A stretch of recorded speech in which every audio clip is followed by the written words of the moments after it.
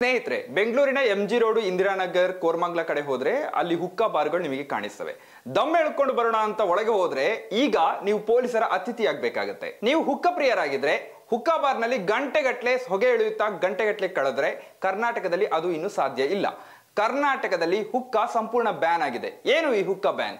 ಹುಕ್ಕಾದ ಇತಿಹಾಸ ಏನು ಇವತ್ತಿನ ವಿಡಿಯೋದಲ್ಲಿ ಹೇಳ್ತೀನಿ. ನಾನು ಚರಣೈ ವರ್ನಾಡ್. ಫೆಬ್ರವರಿ 8 ಗುರುವಾರದಂದು ಕರ್ನಾಟಕ ಆರೋಗ್ಯ ಇಲಾಖೆ ರಾಜ್ಯದಲ್ಲಿ ಹುಕ್ಕ ಉತ್ಪನ್ನಗಳ ಮಾರಾಟ, ವಿತರಣೆ ಮತ್ತೆ ಸೇವನೆಯ ಮೇಲೆ ಸಂಪೂರ್ಣ ನಿಷೇಧವನ್ನ ಹೇರಿದೆ. ನಿಷೇಧಿತ ಉತ್ಪನ್ನಗಳ ಪಟ್ಟಿಯಲ್ಲಿ ತಂಬಾಕು ಅಥವಾ ನಿಕೋಟಿನ್ ಇಲ್ಲದ ಹುಕ್ಕ, ಸುವಾಸನೆಯ ಹುಕ್ಕ, ಕಾಕಂಬಿ, ಶೀಶಾ ಮತ್ತೆ ಹುಕ್ಕಕ್ಕೆ ಬಳಸುವಂತ ಪೈಪ್ ಇತ್ಯಾದಿಗಳು ಕೂಡ ಸೇರಿವೆ. ಹೋಟೆಲ್ಗಳು, ರೆಸ್ಟೋರೆಂಟ್ಗಳು, ಪಬ್ಗಳು, ಬಾರ್ಗಳು, ಲಾಂಚ್ಗಳು, ಕೆಫೆ, ಕ್ಲಬ್ ಮತ್ತು ಇತರ ಸಾರ್ವಜನಿಕ ಸಂಸ್ಥೆಗಳಲ್ಲಿ ಹುಕ್ಕ ಬಳಕೆಯನ್ನು ಸಂಪೂರ್ಣವಾಗಿ ನಿಷೇಧಿಸಲಾಗಿದೆ. ಈ ಆದೇಶವನ್ನ ಸಿಗರೆಟ್ ಮತ್ತು ಇತರ ತಂಬಾಕು ಉತ್ಪನ್ನಗಳ ಕಾಯ್ದೆ COTPA 2003 ಹಾಗೆಯೇ ಬಾಲಾಪರಾಧಿ ನ್ಯಾಯ, ಮಕ್ಕಳ ಆರೈಕೆ ಮತ್ತು ರಕ್ಷಣೆ ಕಾಯ್ದೆ 2015 ಅಡಿಯಲ್ಲಿ ಹೊರಡಿಸಲಾಗಿದೆ. ಯಾಕೆ ಈ ನಿಷೇಧ? ತಂಬಾಕು ಸಂಬಂಧಿತ ರೋಗಗಳನ್ನ ನಿಭಾಯಿಸುವುದರ ಜೊತೆಗೆ ರಾಜ್ಯದಲ್ಲಿ ಅಕ್ರಮ ಹುಕ್ಕ ಬಾರ್ಗಳ ಮೇಲೆ ಸಂಪೂರ್ಣವಾಗಿ ನಿಯಂತ್ರಣವನ್ನ ಹೇರೋದಕ್ಕೆ ಮತ್ತೆ ವಿಶೇಷವಾಗಿ ಶಾಲೆಗಳ ಮತ್ತೆ ಶಿಕ್ಷಣ ಸಂಸ್ಥೆಗಳ ಬಳಿ ಹುಟ್ಟಿಕೊಳ್ಳುವಂತ ಹುಕ್ಕ ಸೆಂಟರ್ಗಳನ್ನ ನಿಯಂತ್ರಿಸುವುದಕ್ಕಾಗಿ ಈ ಸಾರ್ವಜನಿಕ ವಲಯದಲ್ಲಿ ಹುಕ್ಕ ನಿಷೇಧವನ್ನ ಕರ್ನಾಟಕ ಸರ್ಕಾರ ಮಾಡಿದೆ. ಗುಜರಾತ್, ಮಹಾರಾಷ್ಟ್ರ ಮತ್ತೆ ರಾಜಸ್ಥಾನ, ಛತ್ತೀಸ್ಗಢ, ಪಂಜಾಬ್ ಹಾಗೆ ಹರಿಯಾಣ ಸೇರಿದಂತೆ ಹಲವಾರು ರಾಜ್ಯಗಳಲ್ಲಿ ಹುಕ್ಕ ಬಾರ್ಗಳು ಅಥವಾ ಲಾಂಚ್ ಗಳನ್ನ ಕಾನೂನಿನ ಮೂಲಕ ನಿಷೇಧಿಸಲಾಗಿದೆ. WHO ಜಾಗತಿಕ ವಯಸ್ಕರ ತಂಬಾಕು ಸಮೀಕ್ಷೆ 2016-17 ಇದರಲ್ಲಿ ನೀಡಲಾಗಿರುವಂತಹ ಎಚ್ಚರಿಕೆಯ ಮಾಹಿತಿಗಳನ್ನ ಪರಿಶೀಲಿಸಿ ಈ ಕ್ರಮವನ್ನ ಜಾರಿಗೊಳಿಸಲಾಗಿದೆ ಅಂತ ಕರ್ನಾಟಕದ ಆರೋಗ್ಯ ಇಲಾಖೆ ಹೇಳಿದೆ. ಕರ್ನಾಟಕದಲ್ಲಿ 22.8% ವಯಸ್ಕರು ತಂಬಾಕು ಬಳಸ್ತಾರೆ. ಅವರಲ್ಲಿ 8.8 ಧೂಮಪಾನಿಗಳು, 23.9 ವಯಸ್ಕರು ಸಾರ್ವಜನಿಕ ಸ್ಥಳಗಳಲ್ಲಿ ಪರೋಕ್ಷವಾಗಿ ಸೆಕೆಂಡ್ ಹ್ಯಾಂಡ್ ಹೊಗೆಯನ್ನ ಸೇವಿಸ್ತಾರೆ. 35 ಮತ್ತೆ 69 ವಯಸ್ಸಿನ ನಡುವಿನ ವ್ಯಕ್ತಿಗಳಲ್ಲಿ ತಂಬಾಕು ಸಂಬಂಧಿತ ಕಾಯಿಲೆಗಳಿಂದಾಗಿ 2011ರಲ್ಲಿ ಕರ್ನಾಟಕ ಸರ್ಕಾರಕ್ಕೆ 983 ಕೋಟಿ ವೆಚ್ಚವಾಗಿದೆ ಅಂತ ಒಂದು ಹೇಳಿಕೆಯಲ್ಲಿ ತಿಳಿಸಲಾಗಿದೆ. 2023ರಲ್ಲಿ ವಿಧಾನಸಭೆಯಲ್ಲಿ ಮಂಡಿಸಲಾದ ಮಾಹಿತಿಯ ಪ್ರಕಾರ ಕಳೆದ 4 ವರ್ಷಗಳಲ್ಲಿ 100ಕ್ಕೂ ಹೆಚ್ಚು ಪ್ರಕರಣಗಳು ಹುಕ್ಕಾ ಬಾರ್ಗಳ ವಿರುದ್ಧ ದಾಖಲಾಗಿವೆ.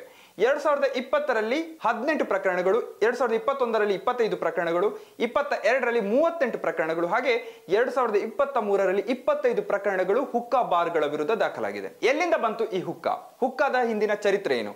16ನೇ ಶತಮಾನದಲ್ಲಿ ಭಾರತದಲ್ಲಿ ಈಸ್ಟ್ ಇಂಡಿಯಾ ಕಂಪನಿ ಗಾಜಿನ ತಯಾರಿಕೆ, ಮಾರಾಟ ಆರಂಭಿಸಿದಾಗ ಈ ಹುಕ್ಕಾ ವ್ಯಾಪಕ ಬಳಕೆಗೆ ಬಂತು. ಶೀಶಾ ಎಂದು ಕರೆಯುವ ಗಾಜಿನ ಬಾಟಲಿಗೆ ನೀರು ಹಾಕಿ ಅದಕ್ಕೊಂದು ಪೈಪನ್ನು ಜೋಡಿಸಿ ನಂತರ ಶೀಶಾದ ಮೇಲೆ ಹುಕ್ಕಾದ ಫ್ಲೇವರ್ ತಂಬಾಕು ಹಾಕಿ ಅದರ ಮೇಲೆ ಕಲ್ಲಿದ್ದಲನ್ನು ಉರಿಸಲಾಗುತ್ತೆ. ಈ ಹುಕ್ಕವನ್ನ ಮೊಘಲ್ ಚಕ್ರವರ್ತಿ ಅಕ್ಬರ್ನ ವೈದ್ಯ ಅಬುಲ್ ಫತ್ ಗಿಲಾನಿ ಎಂಬಾತ ಫತೇಪುರ್ ಸಿಕ್ರಿಯಲ್ಲಿ ಕಂಡುಹಿಡಿದ ಅಂತ ಚರಿತ್ರೆ ಹೇಳುತ್ತದೆ.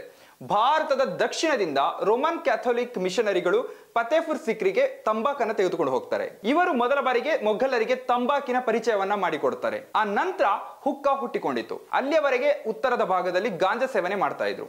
ಮೊಘಲ್ ದೊರೆ ಶಹಜಹಾನ್ನ ಬಳಿ ಇದ್ದ ಜೇಡ್ ಹುಕ್ಕವನ್ನ ದೆಹಲಿಯ ನ್ಯಾಷನಲ್ ಮ್ಯೂಸಿಯಂ ನಲ್ಲಿ ನೋಡಬಹುದು. ಪೇಶ್ವೆಗಳು ಕೂಡ ಹುಕ್ಕ ಸೇರ್ತಾ ಇದ್ರು.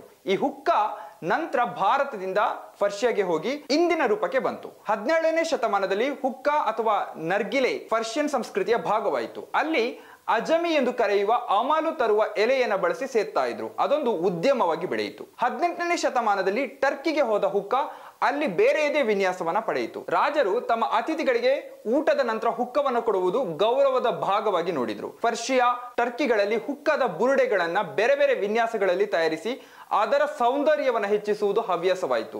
ಅದರ ಉದ್ಯಮವೇ ಬೆಳೆಯಿತು. ಈ ಹುಕ್ಕ ಸಂಪ್ರದಾಯ 19ನೇ ಶತಮಾನದಲ್ಲಿ ಮಧ್ಯಪ್ರಾಚ್ಯಕ್ಕೆ ಹರಡಿತು. ಈಜಿಪ್ಟ್ ನಲ್ಲಿ ತಂಬಾಕಿನೊಂದಿಗೆ ಜೇನುತುಪ್ಪ ಅಥವಾ ಕಾಕಂಬಿ ಮಿಶ್ರಣ ಮಾಡಿ ಮುಅಸ್ಸೆಲ್ ತಯಾರಿಸಿ ಬಳಸ್ತಾ ಇದ್ರು. ಈ ಮುಅಸ್ಸೆಲ್ ಅಂದ್ರೆ ಒಣಗಿದ ನಿಂಬೆ, ದ್ರಾಕ್ಷಿ, ಕಲ್ಲಂಗಡಿ ಮತ್ತೆ ಪುದೀನವನ್ನ ಬಳಸಿ ತಯಾರಿಸಿದ ಫ್ಲೇವರ್. ಅಚ್ಚರಿ ಏನಪ್ಪಾ ಅಂದ್ರೆ ಪಾಕಿಸ್ತಾನದಲ್ಲಿ 2018ರ ಸಾರ್ವತ್ರಿಕ ಚುನಾವಣೆಯಲ್ಲಿ ಪಾಕಿಸ್ತಾನ ರಾಷ್ಟ್ರೀಯ ಮುಸ್ಲಿಂ ಲೀಗ್ನ ಅಧಿಕೃತ ಪಕ್ಷದ ಚಿಹ್ನೆ ಹುಕ್ಕ ಆಗಿತ್ತು. ಸದ್ಯ ಜಗತ್ತಿನಾದ್ಯಂತ ಹರಡಿರುವ ಹುಕ್ಕ ಬಾರ್ಗಳು, ಕೆಫೆಗಳು ಬೆಂಗಳೂರಿನ ಬೀದಿ ಬೀದಿಗಳಲ್ಲಿ ಕಾಣಸಿಗ್ತವೆ. ಹೊಗೆ ಸೇದೋಣ ಅಂತ ಒಳಗೆ ಹೋದ್ರೆ ಜಾಗ್ರತೆ.